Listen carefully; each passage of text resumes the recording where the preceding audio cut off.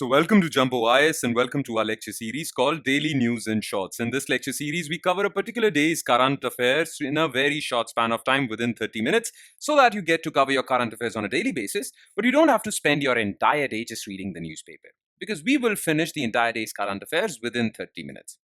Now, just watching this lecture would be job half done because if you're just spending 30 minutes and if you're not revising this lecture, you would quickly forget this lecture. Okay, the current affairs that we are going to discuss in this lecture. Therefore, revision is very important. Now, you can revise these current affairs from the notes provided by us, and these notes are shared on our Telegram platform. The link to our Telegram platform is provided in the comment section below this video. You just have to click on that link. All right, let's begin today's discussion quickly. But first, let's take a look at the list of topics that we are going to cover today. So in total, we'll be covering these 5 topics. Number 1 is Jan Vishwas 2.0 bill. Well, Jan Vishwas Act, which was enacted in 2023, tried to simplify rules and regulations for ease of doing business in India. So that ease of doing business gets enhanced and rules and regulations for businesses in India are simplified. Now government is thinking about bringing another bill called Jan Vishwas 2.0 bill. So we'll talk about this. Then for farmers, government has created a portal called Krishi Rakshak portal. This Krishi Rakshak portal would allow farmers to register complaints and grievances with respect to Pradhan Mantri Fasal Bima Yojana, the insurance scheme that government has launched, farm insurance scheme. Okay, so if farmers have any complaints or any grievances, they can go online and register those grievances. So this would really simplify farmers' complaints or grievance redressal mechanism. So we'll talk about this. Then recently, AAHAR 2025 was celebrated, not celebrated, but organized. It was basically a fair, an event to showcase India's food processing talent, right? So we'll talk about this. Then, you see, we have many laws which deal with immigration in our country. Okay, Foreigners Act, Passports Act. Now, government thought that instead of having so many laws, we should consolidate all these laws into one law. So Lok Sabha has tabled a new immigration law, immigration and foreigners law bill. So we'll talk about this. And in the end, we'll talk about soil health and fertility scheme. Okay, some new thing was done under this scheme, though this scheme is as old as 2015, but some new things were done in this scheme. So we'll talk about those new things as well. Okay, so let's start discussing these 5 topics, starting with topic number 1, which is Jan Vishwas 2.0. Now, in the Hindu newspaper, it was argued, there was this article which said that despite so many efforts taken by the government, corruption is still a big issue in India. Bureaucratic inefficiency, which is known as red tapeism, and bribery remain formidable barriers to business growth in India. In fact, India Business Corruption Survey was conducted for 2024 and it basically gave some very pessimistic news. It says that 66% of the businesses admit to paying bribes in India. That's like 2/3 businesses in India pay bribes. That's really sad. With 54% of them stating that they were coerced to expedite government processes.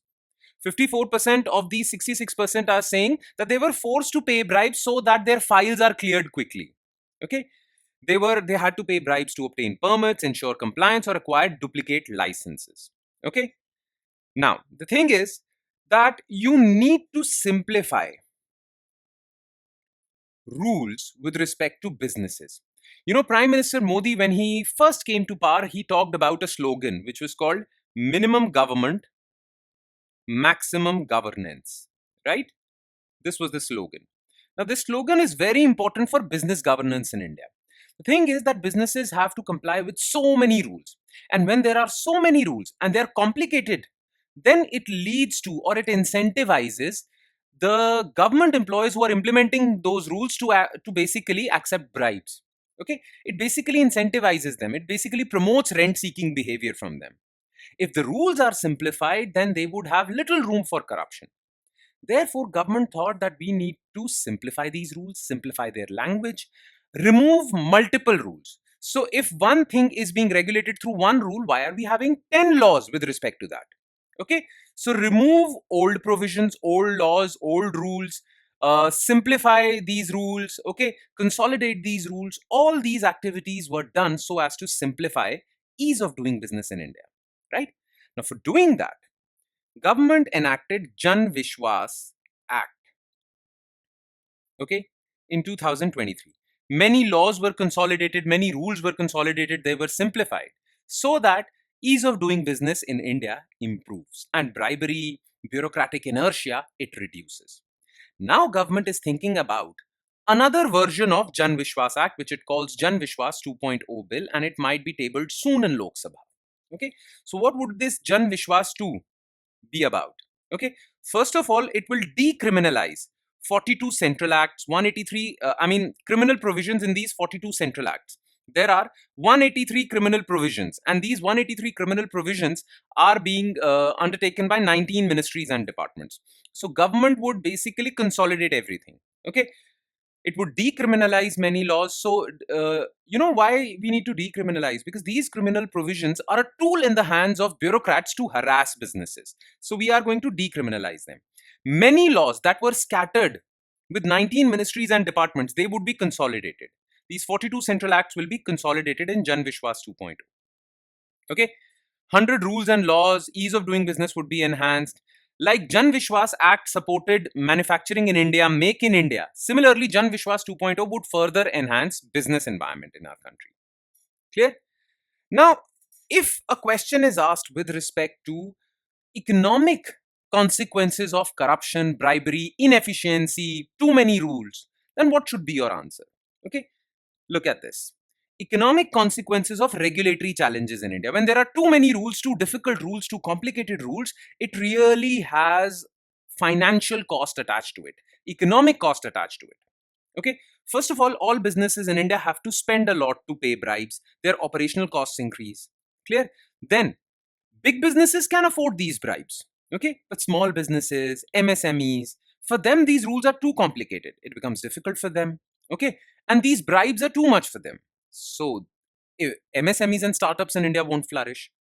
Then if India's rules and regulations, especially business rules and regulations, are too difficult, too complicated, well, then investor confidence in India would reduce, and that would reduce foreign direct investment in India, which India needs for its growth engine. Right? So investors would get discouraged, and we need this foreign direct investment for our flagship program called Make in India, which is very important for manufacturing sector. This would be in trouble if investor confidence is not restored in our country.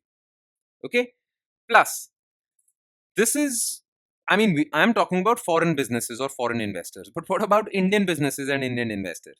You know, because rules and regulations are so difficult in our country and bureaucrats are harassing our business captains so much that most of them are registering their companies in Singapore, Dubai. Yes, they are doing business in India, but they are registering their companies abroad. This has led to brain drain. Many startups are registering themselves in Dubai, Singapore, and many other places rather than India. Because in India, tax rules and other rules are so difficult that they are thinking that they can do business in India using online medium, but they would register themselves outside. This leads to brain drain. Okay, so these are the challenges, and if India does not address these challenges, then our dream of becoming Vikasit by 2047 would go down the drain. There is real economic cost attached to all of this. So we need to take care of this as quickly as possible. And maybe Jan Vishwas 2.0 can do that. Okay. Now, what reforms has government taken so far? I mean, what good reforms government has taken so far to simplify businesses, okay, to streamline rules? First of all, businesses in India have to have so many identity cards, PAN card, employee identification, then so many cards you need. Okay. So government has decided to combine all these different identity cards for businesses into one nation, one identity. Consolidation of multiple business identifiers into a single system. Then all your company documents can be stored digitally on a DigiLocker system. This would simplify processes. Then food processing industries were really complaining about one thing.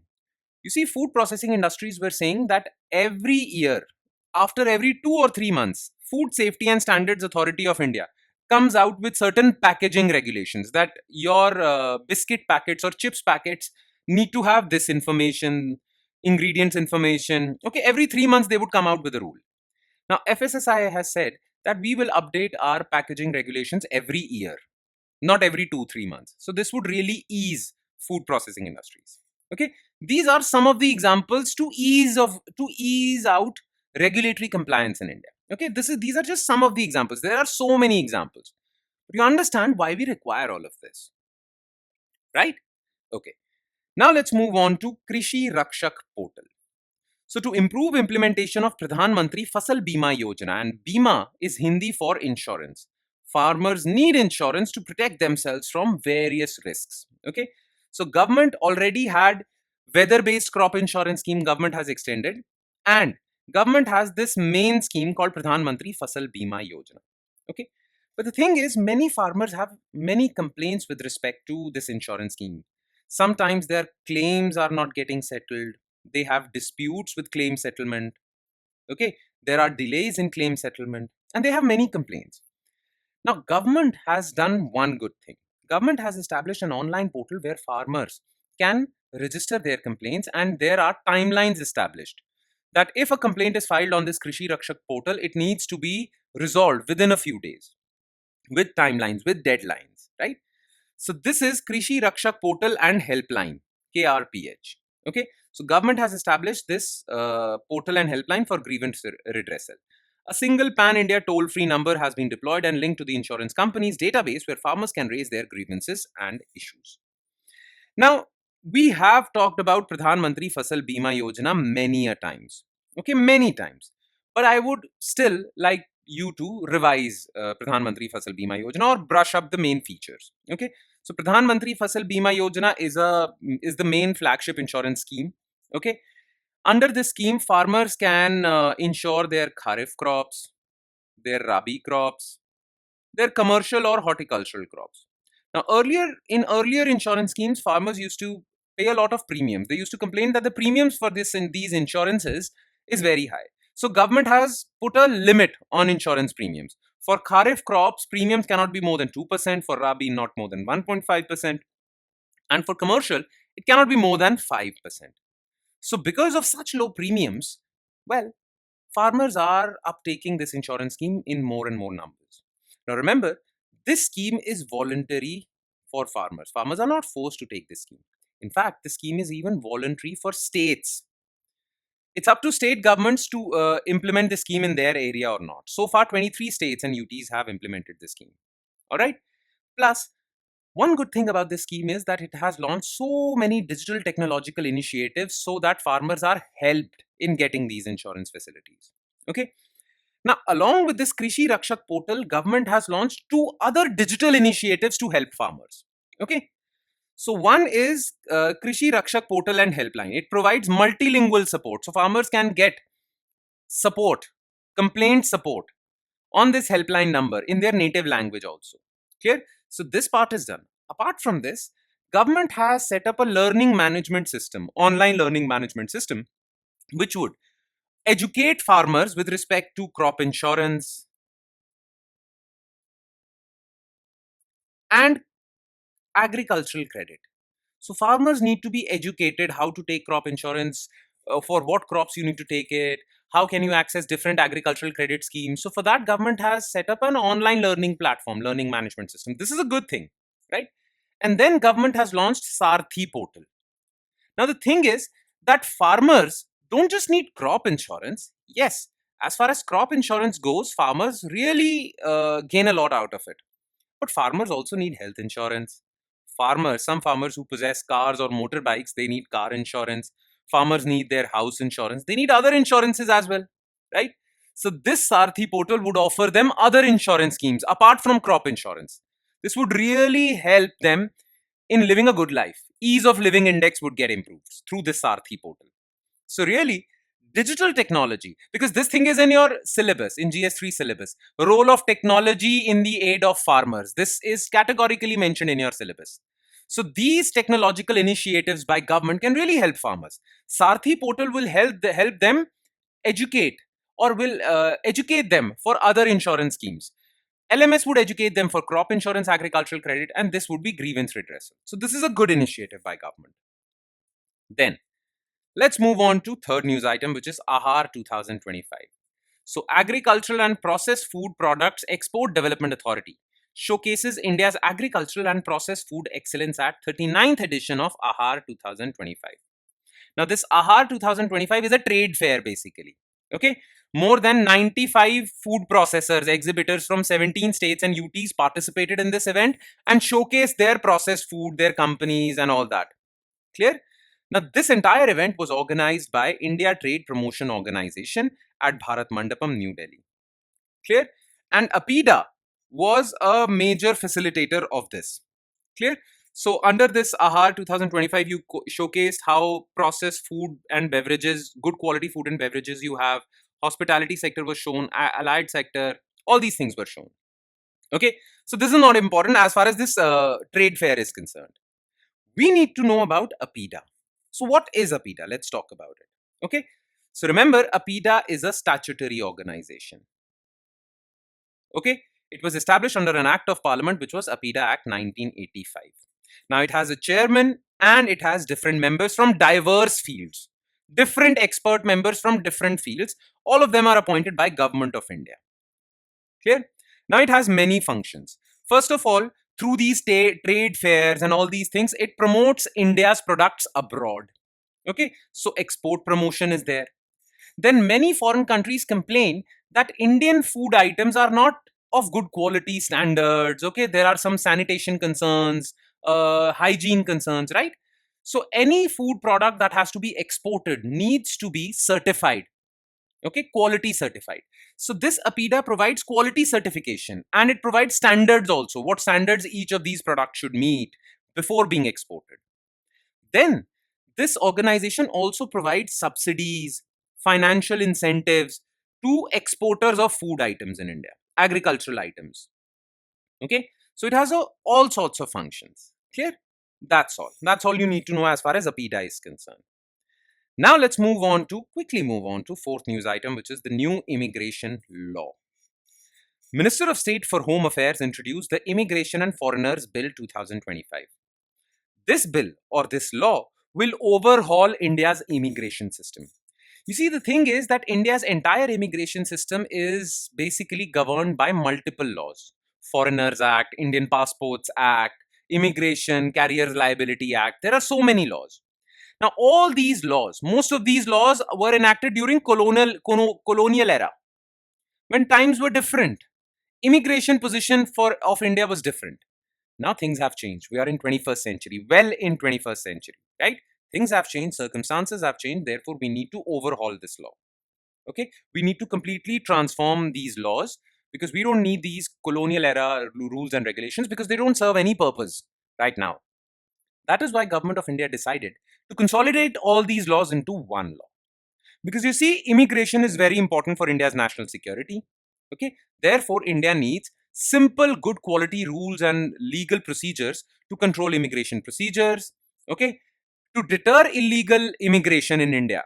Okay, illegal immigration in India. We need stricter penalties for foreigners who come illegally, right? Because illegal immigration is a huge national security challenge. It really destroys national security in India. Okay, so we needed this law. Now, what are some of the features of this new law? Okay, so first of all, it will replace these old laws. Foreigners Act 1946, Passports Act, Registration of Foreigners Act 1939, and Immigration Act Carriers Liability. Those people who bring people from abroad. There are many immigration agents, right? Immigration agents who facilitate your immigration from one country to another, right? These people are called carriers, right? So immigration carriers have some liabilities, responsibilities. So all of that is covered under this. All these laws would now be consolidated into one law, Immigration and Foreigners Act. Clear? Most of these pre-constitutional laws, redundant provisions, old provisions would be permanently deleted, and the relevant provisions would be consolidated and simplified. Clear? Plus, this new law allows a centralized database of immigrants so that we are easily able to track these people. Okay, we need centralized database, we need online tracking of them, real-time data, digital system. Plus, the thing is that most of the times, whenever an immigration officer gives a decision with respect to the immigration status of any person, that the implementation of his decision gets delayed because there are frequent appeals against his decision, right? This law gives more power to immigration officers, so much so that if they have given a decision, no appeal can be filed against his decision. Right? Now, opposition members are saying that this is against principles of natural justice, this is against liberty. But Government of India is very serious about this new immigration law. Plus, it has some other provisions which you'll find in the notes. But we are not covering this law in too much detail because it is currently at bill stage. It has not. I mean, it was just introduced in Lok Sabha. Okay. Now further discussions would happen and more clarity would come out. More provisions of this new law would be released in the media, and then we'll get to discuss about them. Okay. So currently we are just basically covering the summarized portion of this law. Okay, we are not discussing it in detail because government has not started discussing upon it, or parliamentary committees have not started discussing anything about it. Okay, once discussion begins with opposition members, as far as this law is concerned, then we would delve a little deeper on this law. All right, currently we are just covering it superficially. Okay, and now we come to the last news item, but definitely not the least. Soil Health and Fertility Scheme. So, Soil and Land Use Survey of India under Department of Agriculture and Farmers Welfare, which is under Ministry of Agriculture, is generating district village-wise digital soil fertility maps. So, drone surveys, satellite surveys would be conducted, and soil fertility geographical maps would be released. And in those geographical maps, your soils features would be given. So that is why we call it, these are called soil fertility maps. So in these maps, you'll find the mineral content of your soils, seed rate, organic matter, macronutrient efficiency, soil moisture, all these details would be in these maps. So these are being released. Okay. Now, these soil fertility maps are basically using drone surveys, satellite imageries, and soil health card data. Clear? Soil health cards are generated under Soil Health and Fertility Scheme of Government of India. Clear? So remember, Soil Health and Fertility Scheme was launched in 2015, and under this, Soil Health Card Scheme was launched. So every farmer in India would be given Soil Health Card, in which all the details about his soil would be mentioned. Clear? So let's know a little bit more about this Soil Health and Fertility Scheme, and then we'll talk about these soil fertility maps. All right. So about this soil fertility scheme. So this scheme was introduced in 2015 in Suratgarh, Rajasthan to assist farmers. So it creates village level soil testing labs. So a farmer may take his soil sample to these labs, and then these labs would issue a soil health card to these farmers. Now farmers would have exact knowledge about their soil macronutrient contents, micronutrients, what fertilizers he should use, what fertilizers he should avoid, how much groundwater his soil has, how much organic content his soil has. All this information would be there in his soil health card. Okay. Now, the thing is, the main reason why this scheme was launched was so that more and more soil health cards would be issued to farmers, so that more and more farmers are aware about their soils. Now, any farmer could have a soil health card, he just had to register on a digital portal. So, ease of accessing soil health cards was done. Now, these soil health cards would contain information about your soil based on 12 soil parameters. Okay, so it would have information about your soil with respect to these 12 parameters. 4 about your macronutrients. Okay, 4 how much micronutrients you have, how much like nitrogen, phosphorus, potash, sulfur you have, how much micronutrients you have, how much organic content you have. Okay, what is your soil's pH level, what is your soil's electric conductivity, all these parameters would be mentioned. And then this soil health card scheme, this soil health and fertility scheme was merged with Rashtriya Krishi Suraksha Yojana. Okay, so now this scheme is part of RKSY. Clear? Now the thing is that under this scheme, soil health card scheme, you have created soil fertility maps which farmers could access so that they have more knowledge about the fertility position of their soils, and in a geographical way they'll get to know about it through maps, right? So what are the benefits of this scheme? Well, the benefits are, now farmers would be aware how much fertilizers their soil needs. Therefore, they would use fertilizers judiciously. They won't use non-required fertilizers, right? So efficient fertilizer use, wastage would get reduced because earlier farmers were using urea indiscriminately, irrespective of the fact that their soil is nitrogen rich. Still, they were using urea. So they were wasting a lot of fertilizers and they were incurring heavy cost on it also. So cost savings would be there. Now, if fertilizer wastage is reduced, don't you think government's financial burden would also get reduced? Why? Because government provides a lot of subsidies on these fertilizers. Now, if you're utilizing less fertilizers, then these subsidies would also reduce for the government. So, eased burden, subsidy burden. Then this would promote sustainable agriculture, okay? Because less fertilizers would be used, farmers would be more careful as far as farming operations are concerned, wastage would be reduced. All of that would lead to sustainable agriculture. But this soil fertility map scheme has some issues also. For example, it is a little expensive for the government to conduct this. It requires training. Farmers need to be trained how to use these soil fertility maps for their farming operations. Then, data accuracy issues can be there.